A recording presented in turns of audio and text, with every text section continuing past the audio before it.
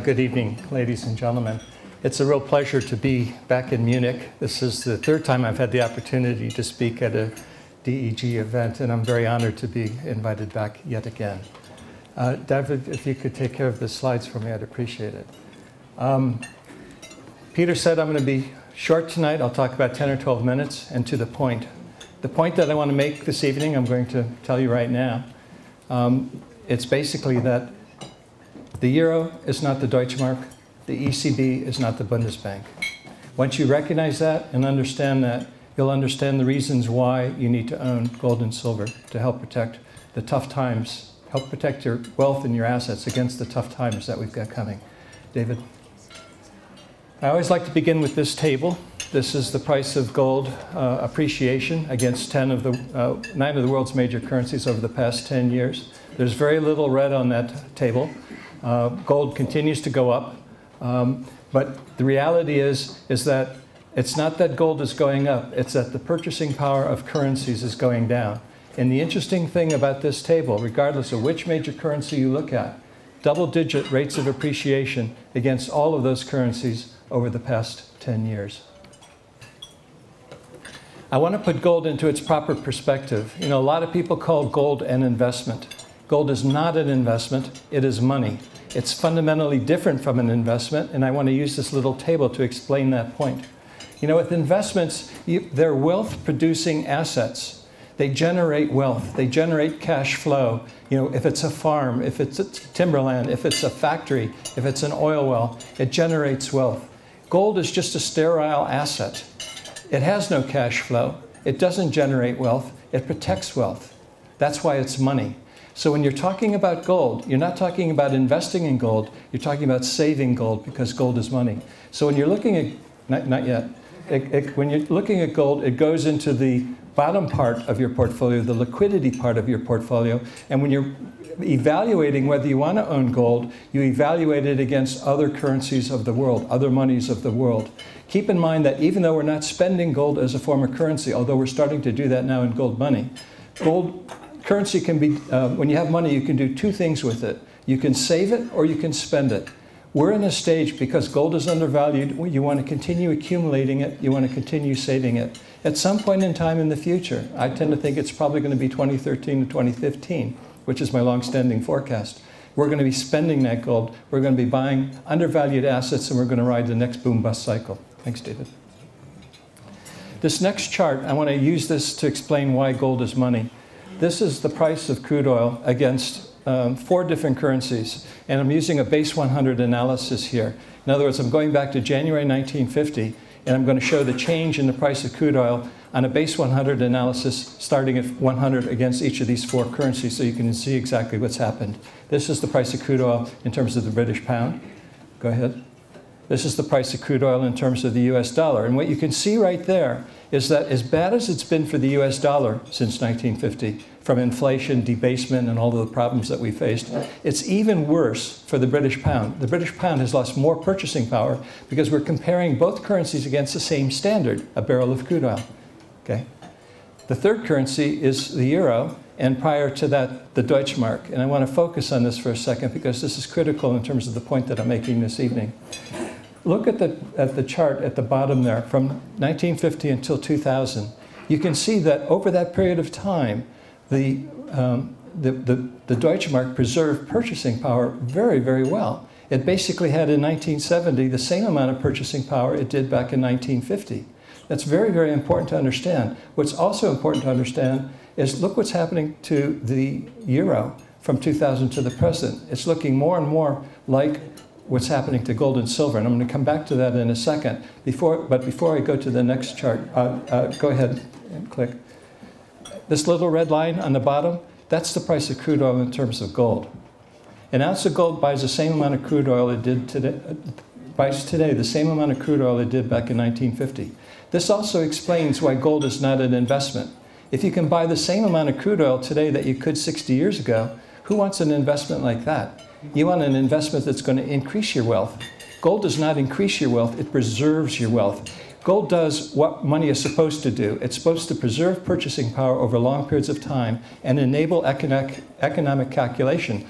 calculate the price of goods and services with gold, and you get a very clear picture as to what's truly happening with our monetary system today.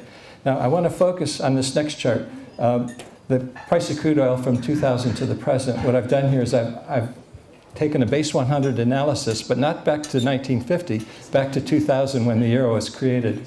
And you can see the price of gold continues to go, the price of crude oil in terms of gold continues to go basically sideways. But look what's happening to the euro. The euro is looking more and more like the dollar and the British pound. The euro is being debased. And we had the wake-up call last May after the politicians got together during the Greek crisis. And on the following Monday, Mr. Trichet said he's going to start buying government bonds.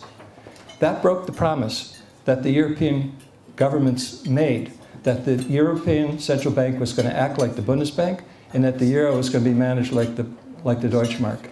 We now know that that's not true. The ECB is under political control. The proof of it occurred last year, and we've seen additional evidence of that proof ever since. Whenever you have political control of the money gets destroyed. The purchasing power of that money gets destroyed, and that's what this chart is starting to show. I'm going to come back to this point in a minute. Go ahead to the next one. I want to show the boom-bust cycle in terms of what's happening relative to stocks, overvaluation and undervaluation against major stock indices, and explaining why we still have a ways to go in this current bust. As I was saying earlier, it won't end until 2013, 2015. This is the Dow Jones Industrial Average in terms of gold, and it shows the boom-bust cycle, and you can see clear cycles, the boom, the bust, boom, bust, boom, bust. Now, what's happening in the United States is not unique. Go ahead, David. This is I don't have the data going back to 1913 when the Federal Reserve was created, but this is the FTSE, the London stock average in terms of gold, explaining the boom-bust cycle. Go ahead. And that's the DAX. We live in a global economy. What banks do in the United States, they do all over the world. They lend and lend and lend, create the boom, create the illusions of prosperity. Too many loans are made, too many debts are borrowed, banks become over-leveraged, debtors become over-leveraged, and you go into the bust. And when you're in the bust, you want to avoid financial assets like this. You want to move into tangible assets like gold. Okay. I just want to summarize real quickly, the current situation. If you were here a year ago, January, when I spoke at the DHE event in this particular hall, I made some key points, and I showed how the gold's what I call the exchange rate. It's not the price, because you don't talk about the price of Swiss francs, you don't talk about the price of yen, you talk about the exchange rate. Gold is money, so you talk about gold's exchange rate relative to other currencies.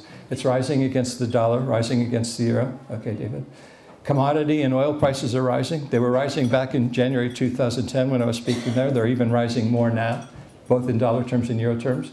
Negative real interest rates. If you put 100 euros in the bank on January 1st, you might get 101 euros on December 31st, but the purchasing power of those euros are probably 92 euros based on the true inflation rate of what's happening in commodities and goods and services.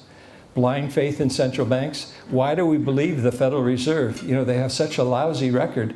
I mean, Milton Friedman wrote a book in 1965 explaining how the Federal Reserve made the Great Depression worse by their manipulation and attempts to do it. Yet we believe when Mr. Bernanke says he can fight inflation in a minute or take away the punch bowl. The punch bowl is continually being filled by the Federal Reserve. They're not fighting inflation. They're bailing out the banks. Quantitative easing is pushing up stock prices. Stock prices are not rising around the world because of good economic conditions. You can't have good economic conditions until employment starts improving. Spain reported today 21.4% official unemployment rate. That's a Great Depression type of a number. The unofficial employment rate, they tell me, and I live in the south of Spain, is closer to 34%.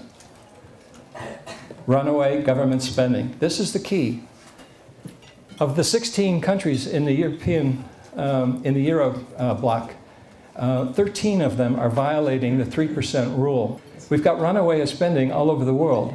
And what happens is when a government is spending too much and the market is unwilling to lend money to the government turns to the central bank and the printing press.